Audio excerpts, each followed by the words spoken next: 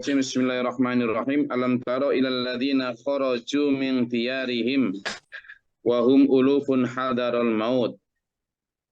Jadi ini berkaitan dengan dua hal ya. Pertama adalah tentang wabah. Wabah ya. Wabah atau penyakit yang menjangkit di sebuah wilayah. Ya, penyakit yang menjangkit di sebuah wilayah itu hukumnya kita itu tidak boleh keluar ya. Nah ini kita jadi ingat kemarin waktu kopot-kopot itu. Kopot-kopot itu ya. Meskipun itu ya wabah buatan manusia. Wabah yang karena kepentingan ekonomi. Yang direkayasa manusia sendiri.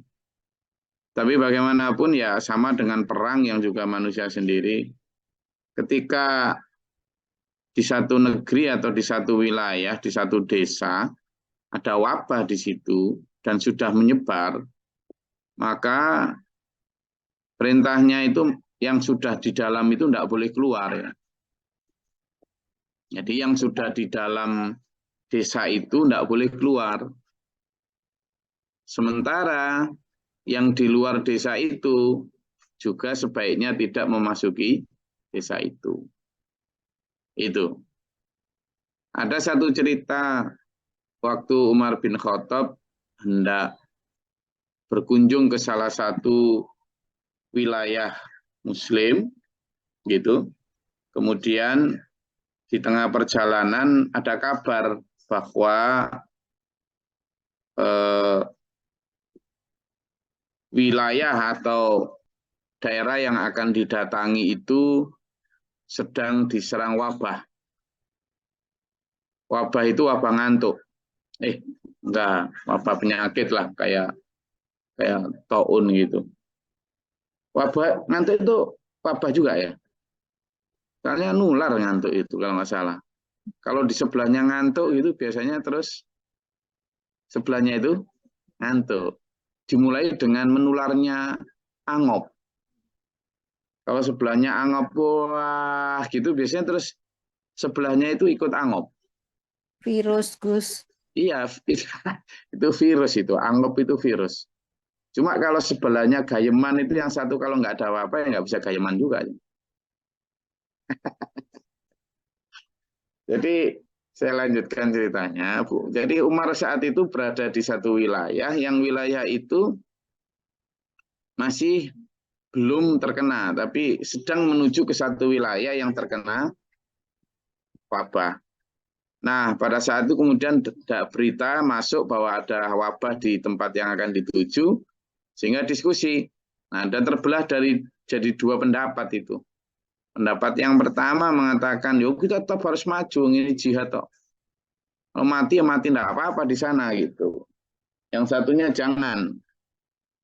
Sebaiknya kita menghindari di situ. Nah, Umar awalnya itu mau maju. Kita tawakal pada Allah.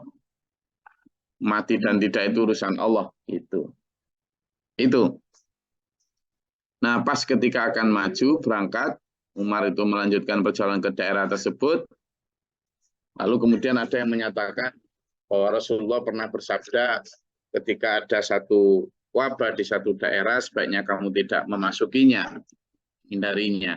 Nah, baru pada saat itu Umar kemudian membatalkan. Tapi masih diprotes. Kenapa kok Anda jadi penakut gitu? Kan urusan mati adalah urusan Allah. Itu takdir. Oh iya, saya juga sama. Saya kembali dan tidak masuk ke situ itu juga sedang memasuki takdir saya gitu. Jadi artinya kita itu diperintahkan untuk ikhtiar itu. Nah, maka di sini disebutkan di ayat ini sebagian manusia ada yang lari dari satu daerah karena takut mati. Padahal dimanapun dia ya tetap akan mati. Maka di sini disebut faqala lahumullahu mutu. Lalu kemudian Allah berfirman, matilah kamu meskipun berada di luar atau sudah keluar dari wilayah bencana itu. Kalau mau mati ya sudah mati, ya mati harus mati lah. Jangankan di dalam bencana, enggak ada bencana, enggak ada apa-apa di atas dipan, di atas kasur, di rumahnya sendiri. Kalau memang waktunya mati ya mati gitu ya. Tidak ada, mati itu akan mendatangi kamu dimanapun kamu berada. Ada ayatnya. Ada. Jadi sampean yang takut mati itu keliru. Mati itu jangan ditakuti. Kita tetap harus merawat kehidupan. Iya, betul. Kita harus tetap mempertahankan kesehatan. Iya, betul. Itu memang kewajiban kita. Tapi jangan takut mati. Yang perlu ditakutkan adalah mati tapi tidak membawa sangu. Itu yang perlu ditakutkan. Karena apa? Mati siapa yang bisa menolak mati? Dokter paling hebat dari mana? Tidak ada. Tidak ada. Singapura apa kayak mempromosikan diri rumah sakit paling canggih. Brigitiu. Tidak ada. Tidak ada, Mas. Tidak ada satupun rumah sakit yang bisa menjamin penyakit bisa sembuh. Tidak ada. Kalau cuma janji-janji, dukun-dukun pun banyak yang menjanjikan bisa menyembuhkan penyakit ini itu. Artinya mati itu dan hidup itu domainnya Allah. Tidak ada secanggih apapun yang bisa menghidupkan dan mematikan. Maka Allah menunjukkan dalam ayat ini, meskipun kamu lari dari daerah bencana, kalau Allah sudah berfirman, faqala lahumullahu mutu, ya mati. Meskipun summa ahyahum, kemudian Allah nanti di akhirat akan menghidupkan lagi. Innallaha ladzu fadlin 'alan nasi walakinna aktsarun nasi la yashkurun. Allah yang memiliki fadilah, yang memiliki karunia, keutamaan, dan sudah diberikan manusia. Cuma manusia aja yang susah bersyukur itu. Nah, sekarang saya mau tanya sama sampean semua ini. Apa yang membuat orang susah bersyukur itu apa sih, Lur? Apa yang membuat orang susah bersyukur itu apa? Karena apa? Sombong. Apalagi? Banyak urusan dunia, Gus. Banyak urusan dunia. Apalagi? Merasa berkurang terus, Gus. Merasa kurang terus. Apalagi? Putus asa. Merasa bisa. Merasa bisa apa, Pak Yono? Mengandalkan kemampuannya itu. Ya. Sehingga syukur pada Allah. Terus apa lagi? Ambisius, Gus. Ambisius. Karena kikirnya yang banget, Gus. Kikir yang banget. Apa lagi? Tapi kalau kikirnya sedikit gimana, Bu Imratin? Enggak banget gitu. Ya sedang-sedang aja lah kikirnya itu. Ya, sama. Iya. Apa Mbak Sulam? Tidak pernah merasa cukup, Gus. Tidak pernah merasa cukup. Kira-kira yang disebutkan semua itu tadi lah benar semua atau ya benar semua menurut saya. Lah yang disebutkan tadi itu testimoni pribadi atau gimana? Mudah-mudahan tidak, Gus. Mudah-mudahan tidak. Ayo sekarang testimoni. Oke, sekarang gini aja Mas ya semuanya. Ini kan Quran mengatakan aksaron nasi. Nah, kalimatnya itu aksaro. Allah tidak akan pernah salah. Allah tidak akan pernah salah. Kalau aksaro itu kan kebanyakan, berarti kan lebih banyak daripada yang nggak gitu. Kalimatnya la yashkurun, kebanyakan itu tidak bersyukur, berarti kan cuma sedikit yang bersyukur tuh. Gitu loh maksudnya. Quran tidak mungkin salah. Sekarang kita aja yang mau mengakui atau tidak. Nah, kembali ke kita sekarang. Kalau Quran mengatakan dan Allah menyatakan walakinna dan akan tetapi aktsarun nasi kebanyakan manusia la yashkurun tidak bersyukur. Nah, tadi sudah disebutkan penyebab-penyebab mengapa kita tidak bersyukur. 1, 2, 3, 4, 5, 6, 7, 8 dan seterusnya. Saya tanya apakah itu testimoni pribadi? Kalau Allah menyatakan di sini aktsarun nasi kebanyakan orang, nah pertanyaannya sekarang berarti sedikit orang toh yang bersyukur, mafhum mukhalafahnya begitu. Sedikit orang yang bersyukur. Nah, kalau kita sudah tahu penyebabnya, sekarang ayo kita tarik ulang ke diri kita aja, bukan melihat orang lain. Wes, ayo testimoni bareng-bareng. Enak ngaji itu berdasarkan pengakuan kesalahan. Mulai dari Papa Jo. Kira-kira apa yang membuat tidak bersyukur? Nanti dilanjut yang lain. Tapi testimoni pribadi, kekurangan pribadi masing-masing. Come on.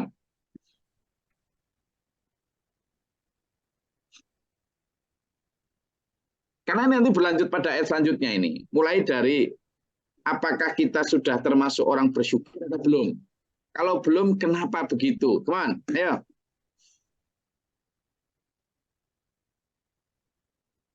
Ayo. Karena lupa apa yang sudah kita capai ini lupa. Apa Gimana? Karena lupa apa yang sudah kita capai. Karena lupa apa yang sudah kita terima dari Allah, maksudnya gitu. Iya, apa yang kita capai gitu. Lupa. Iya, kita lupa sama apa yang sudah kita terima dari Allah. Lali. Sekura. Apalagi? Paling itu begitu berarti ya.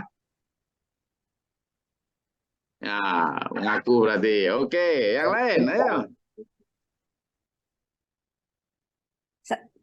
Saya Gus. Siapa ini Bu Surya? Silakan.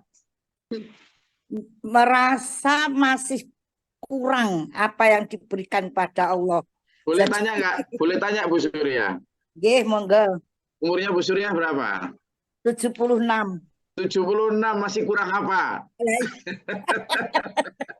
Yo, masih kurang apa?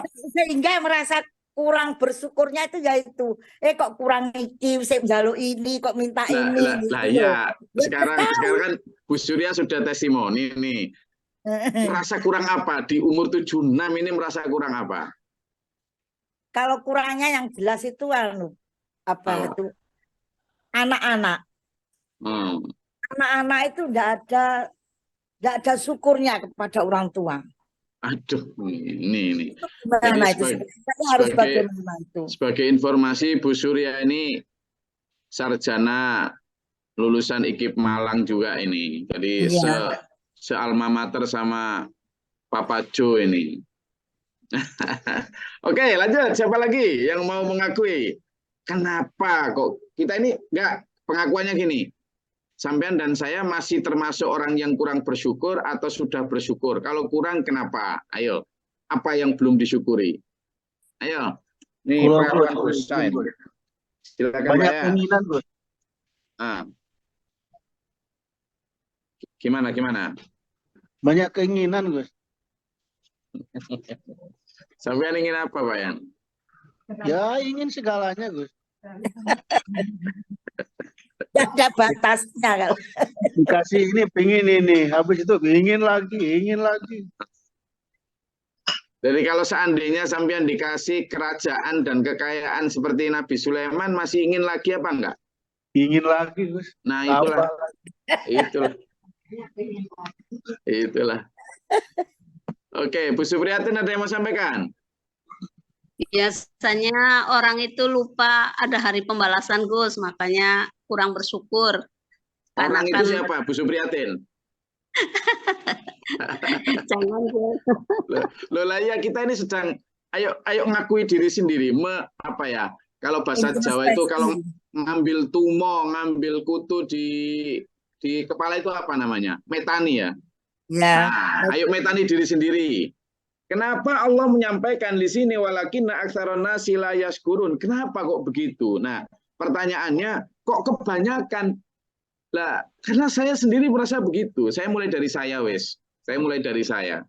Saya itu masih termasuk orang kebanyakan ini loh ya. Kalaupun ya bersyukur saya, tapi masih banyak kurang syukurnya saya itu. Saya dikasih karunia Allah, punya anak. Padahal ada orang yang tidak dikasih karunia punya anak. Saya dikasih Allah punya anak yang alhamdulillah sampai sarjana. Tapi padahal banyak orang yang punya anak dan tidak mampu mensarjanakan. Saya dikasih Allah punya anak, ini baru bab anak toh ya. Saya dikasih punya anak laki dan perempuan. Ada yang kepingin laki, nggak dikasih perempuan semua. Ada yang pengen perempuan, dikasih laki semua. Saya dikasih Allah laki perempuan, dan alhamdulillah ya taat pada Allah. Ada yang dikasih Allah anak laki-laki perempuan, tapi tidak taat. Saya kurang bersyukur. Saya dikasih Allah anak yang sehat-sehat walafiat. Ada dikasih Allah anak yang sejak lahir sampai ini sakit terus. Saya dikasih Allah anak yang alhamdulillah juga ikut mengikuti perjuangan di agama ini. Ada orang yang jauh dari itu. Baru bab anak itu. Saya masih merasa kurang bersyukur. Lalu di bab pendidikan. Saya pendidikan mulai dari SD, SMP, SMA, S1, S2, S3, semuanya alhamdulillah dikasih lancar. Semuanya dikasih terbaik, bla bla bla. Kadang lupa saya mensyukuri itu. Kadang yang masih, wah, karena di ojo-ojoi sama teman, ayo Gus, ngambil profesor, bla bla bla. Masih aja kurang, untungnya saya enggak kepingin ya. Gitu. Nah, kalau dalam hal harta insya Allah enggak ya. Tapi dalam hal-hal lain masih banyak yang belum saya syukuri. Saya diberi Allah keberhasilan di dalam berdakwah, di dalam mengembangkan yayasan, pesantren, tapi masih kurang aja, dan seterusnya. Itu saya dikasih Allah sehat, alhamdulillah jarang sakit, dikasih Allah banyak yang belum saya syukuri. Ayo, gantian. Ayo. Bang, saya mau bertanya, Gus. Nah, ya, Bu Rahma. Iya. Kalau misalkan dalam masalah ilmu, seperti Gus tadi katakan, kalau udah doktor pengen jadi profesor. Kalau masalah dakwah begini-begini masih pengen di atasnya. Apakah itu kategori tidak bersyukur? Bukannya itu sangat bersyukur karena ingin mengembangkan agama Allah, Gus? Ya, itu saya sudah duga pertanyaan itu. Saya sudah duga pertanyaan itu. Jadi, kalau sisi pribadi, saya kalau misalnya tidak mensyukuri apa yang saya sudah terima dari Allah dalam hal keberhasilan dakwah, tetap salah. Tapi ambisi untuk tetap mengembangkan agama itu benar. Benarnya di situ. Ambisi untuk mengembangkan bukan persoalan pribadi itu benar. Tapi kurang bersyukur juga keliru gitu loh. Jadi ketika ada orang yang berdakwah tapi tidak dikasih umat, sedih. Ketika kita dikasih umat lalu tidak bersyukur, itu keliru. Persoalan kemudian ingin menambah lagi umat yang ingin diselamatkan, itu benar. Tapi syukuri dulu apa yang sudah diberikan. Kalau tidak bersyukur, nah itu yang keliru. Itu maksud saya. Wujud dari syukur itu apa saja, Dok? Hanya jadi wujud dari syukur itu pertama adalah di hati kita benar-benar mengakui atas nikmat Allah itu. Itu pertama. Wa tasyhidu fil qalb. Jadi mensyahadahkan, benar-benar mengakui betapa karunia Allah itu di hati. Lalu bilisan, yang kedua bilisan. Bilisan itu dengan apa? Mengucapkan alhamdulillahirabbil alamin. Itu bilisan. Jadi pertama bil qalb, dengan hati, yang kedua bilisan, lalu bil amal, bil arkan. Apa itu yang ketiga? Bil arkan dengan perbuatan. Perbuatan itu pertama dengan menambah amal kebaikan kita yang kita mampu. Yang kedua dengan bersedekah, berbagi. Itu bentuk syukur kita. Jadi kalau kita bentuk syukur kita kepada Allah, itu dengan cara kita bersyukur kepada sesama manusia juga. Dengan cara berbagi, membagikan nikmat yang kita terima. Kalau nikmat itu berupa ilmu, bagikan ilmu itu. Kalau nikmat itu berupa harta, bagikan harta itu. Kalau nikmat itu berupa kesehatan, bagikan tenaga sampean untuk kebaikan. Begitu. Ya, itu bentuk syukur. Oke, ayo siapa lagi? Sebenarnya hal-hal yang disampaikan itu kita itu sudah sedikit-sedikit melakukan. Hmm. Sebenarnya Ah, dalam diri kita ah, mengucapkan alhamdulillah juga sudah. Terus ah, berusaha untuk apa itu seperti saya misalnya pimpinan di ah, pimpinan di ini di itu ah, juga selalu mensupport dan sebagainya. ya, Sebenarnya sudah berusaha begitu. ah. Apakah itu masih belum dinamakan syukur maksud kami seperti itu gitu loh. Kadang masih kurang Bu Rahma. Saya itu insya Allah sudah ngajarin anak saya dalam setiap hari itu ratusan kali bersyukur. Saya ajak berdamai, bersedekah dan lain sebagainya. Cuma karena begini loh Bu Rahma, Bu Surya.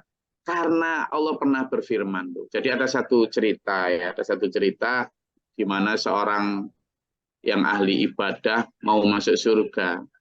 Kemudian ditanya sama Allah, kamu kok bisa masuk surga itu karena apa? Lalu dia menjawab, karena aku beribadah kepadamu. Allah murka sekali.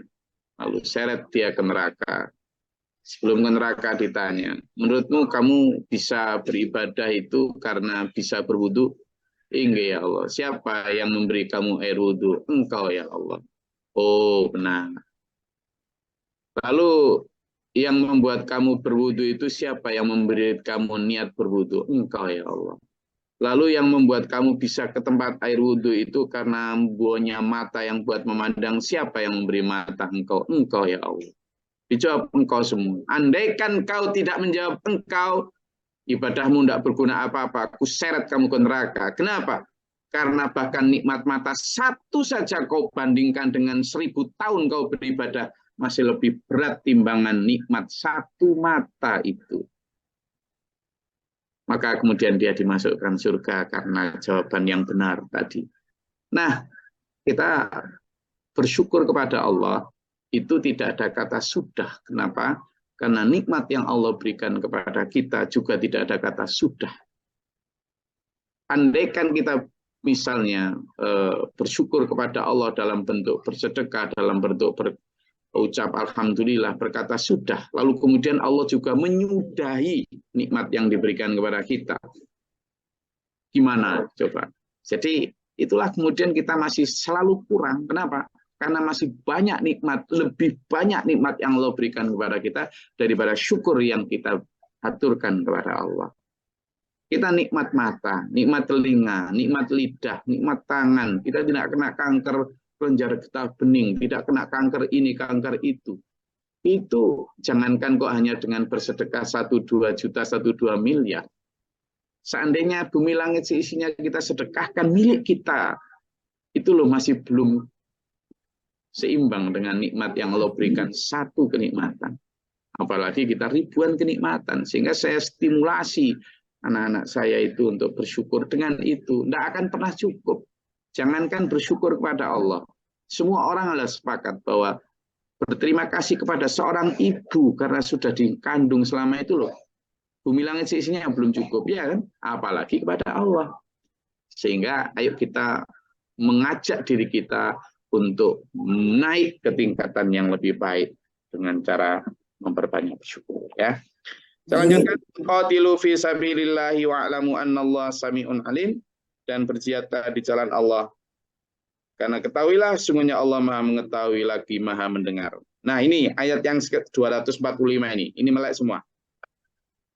Man dzalladzi yuqridullaha qardan hasanan fayudha'ifahu lahu adhafan katsiratan. Nah, ini loh. Ini menunjukkan betapa pelitnya kita. Ayat ini tuh menunjukkan betapa pelitnya manusia. Wes, semua kita itu masih pelit ya. Gini loh.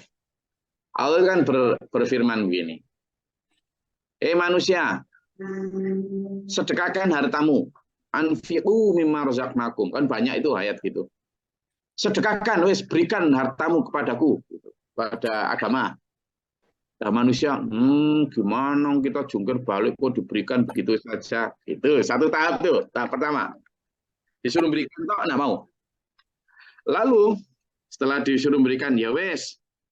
Kalau enggak boleh diberikan wes tak utangnya wes. Nah, ini ayatnya. Barang siapa yang mau memberi hutangan kepada Allah, maka Allah akan nanti bayar dengan berlipat ganda. Wis tak utang wis. Tak utang tapi nanti tak kasih bunga berlipat-lipat. Nanti mikir-mikir manusia garuk-garuk kepala. Wah, tapi gimana? Iya kalau dibayar. Nah, kalau enggak gimana nanti gimana? Jadi suruh menyerahkan harta untuk masih dihutang, janji utang, enggak boleh. Jadi tahap pertama diminta, enggak boleh. Langsung enggak boleh. Kemudian Allah menjanjikan dihutang. Ini ayatnya. Dihutang. Enggak boleh juga. Oh, ya sudah. Kata Allah, ya segini aja deh. Kalau gitu tak beli. Dibeli. Surat At-Taubah ayat 111. Coba dibuka.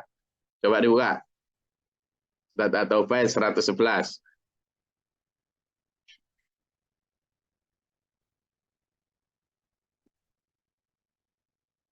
Sudah ketemu?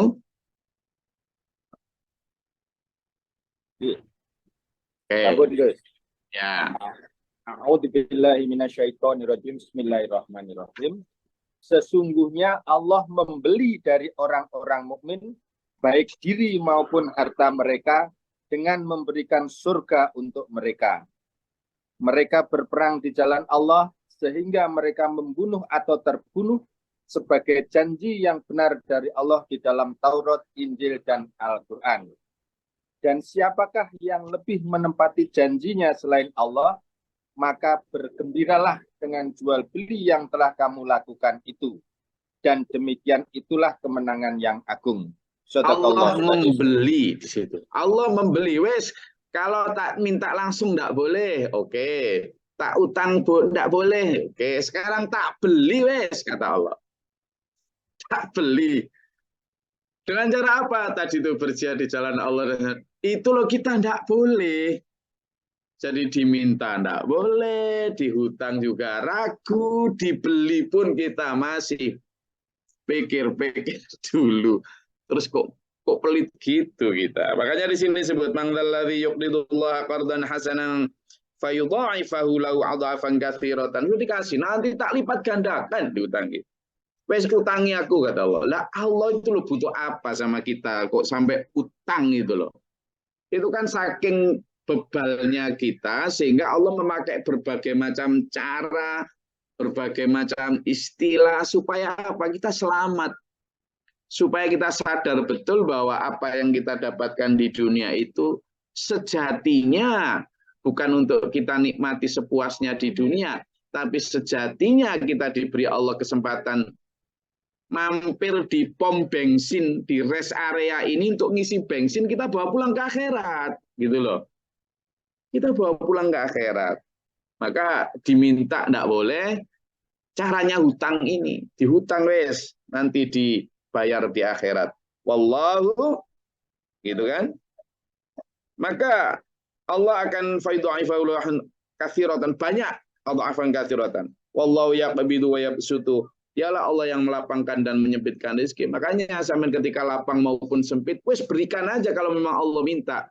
Dalam surat Ali Imran ayat 134 di sana disebutkan orang yang bertakwa cirinya adalah alladzina yunfiquna fis-sarra'i wad-dharra'i. Orang yang menginfakkan hartanya saat lapang maupun sempit. Ini yang disebut. Jadi jangan nunggu kaya kalau memang kita itu mau berdagang dengan Allah, mau berutang jual dengan Allah, mau menyerahkan itu. Wa ilaihi turja'un, karena bagaimanapun juga saya dan sampean akan dikembalikan kepada Allah. Jadi gimana dulur? Mau menghutangi Allah? Kita ini miskin dulur, kita ini kere. Lah sampai Allah yang maha kaya dengan memakai istilah hutang itu kan saking kitanya yang tidak bisa disindir-sindir kan. Maka ayo kita lihat kanan kiri kita, kebutuhan umat, kebutuhan agama yang masih banyak. Itu nanti jawaban dari kenapa kita menjadi orang yang tidak bersyukur. Agar kita bisa bersyukur. Dengan cara apa? Mengurangi segala ambisi dan keinginan. Dengan cara apa? Melihat bahwa di luar ambisi kita ternyata Allah memberi tawaran kita hutang piutang yang berlipat ganda. Ah itu wes. Kalau gitu gimana? Alihkan ambisi di dunia ini menjadi ambisi di sana. Aku pengen laba yang berlipat-lipat, harta yang berlipat-lipat. Oke, nggak apa-apa. Tapi nggak mungkin kita dapatkan di sini. Karena seandainya kita diberi kekuasaan kayak Fir'aun pun, kita masih kepingin kayak Tuhan. Seandainya kita diberi kekayaan kayak Korun pun, kita masih kepingin di atasnya lagi. Karena itu hanya satu yang mampu menjadi jawaban dari semua keinginan kita, yakni ketika kita menjadi raja di surga sana, di mana kekayaan unlimited, di mana kekuasaan juga unlimited. Deal? Deal ya. Saya rasa itu kajian kita pada pagi hari ini. Kita tingkatkan syukur kita dengan menyadari bahwa this world is not belong to us, bahwa dunia ini bukan untuk kita memang. Kita sudah dijanjikan sebagai orang-orang elit. Siapa kita? Penduduk surga. Siapa kita? Ber-KTP surga. Siapa kita? Ahlul jannah. Siapa nenek moyang kita? Kita adalah keturunan surga. Dan kita harus kembali ke sana. Maka orang-orang elit akan berpikir elit dengan cara apa? Ini apa? Dibandingkan dengan komparasi tawaran surgawi. Saya rasa itu dulu ya. Semangat. Hari Selasa penuh asa. Kita tatap hari ini dengan banyak berproduktif. Jadi orang-orang produktif untuk kehidupan dunia dan akhirat kita. Semoga Allah merahmati kita, menuntun kita dalam siratal mustaqim. Amin. Allahumma shalli wa sallim barik alaihi. Allahumma ighfir lil mu'minina wal mu'minati wal muslimina wal muslimat al ahya. Astaghfirullahaladzim. Allahumma ihdina fi man hadayta wa afina fi man afayta wa lana fi man tawallayta wa barik lana fi ma atayta wa qina syarra ma qadayta fa innaka taqdi wa la yuqda 'alaika. Astaghfiruka wa atubu ilaika. Allahumma da'fana al-bala wal waba wa dal hastina min al-jinni wa syaitan. Rabbana wa la taj'alna fil qawmi dhalimin. Rabbana amana faktubna ma'a syahidin. Rabbana la tuzigh qulubana ba'da idh hadaytana wa hab lana min ladunka rahmah. Rabbana waj'alna muslimina laka wa min dhurriyyatina ummatan muslimah. Allahumma ta'ala babas sama wa rahmatika. Allahumma anzil 'alaina rahmatan bi yadika wa anta. Rabbana atina fid dunya hasanah wa fil akhirati hasanah wa qina adzabannar wa fil yawmil akhir wa la Subhana rabbika rabbil izzati amma yasifun. Assalamu alhamdulillahi rabbil alamin. Assalamualaikum warahmatullahi wabarakatuh. Waalaikumsalam warahmatullahi wabarakatuh. Jazakallahu khairan. Allahumma arhamna bil Qur'an.